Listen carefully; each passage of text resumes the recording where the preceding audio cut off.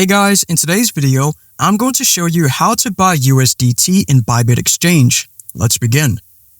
So once you've logged into your Bybit account, you are going to scroll down a bit. Now under the sentence, it says here, experience seamless, hassle-free crypto purchases with Bybit. So we have different options. We have deposit crypto, so you can deposit by pressing on the button there. And then we have one-click buy, so we are going to select buy crypto. Once you're done, it'll say one-click buy, 65 plus fiat currencies and 100 plus cryptocurrencies at your fingertips. So here you have the option to buy or sell, but in this case, we're trying to buy. So you are going to choose the currency here. So we have the ZAR, and then you have other currencies. Okay, you have the Rs, AUD, and whatnot. So I'm going to use ZAR, for example.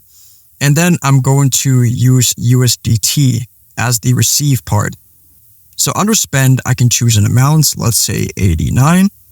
So now it says I'm going to receive 4.8777 USDT. So if you scroll down again, so here we have the option to change our payment methods. So I can just press on this downward arrow and then either Google Pay, bank card, and so on. So I'm going to select bank card. So once you're done doing that, it'll ask you to enter your email address, your first name, last name, and then your card number, your CVV or /CVC, the expiration date of that account, and then you're going to press on the I understand the personal information and identification documents I provided to Bybit may be shared with the relevant Bybit service providers, and then you're going to press on continue. And there you go. I hope this tutorial was helpful for you guys and see you in the next one.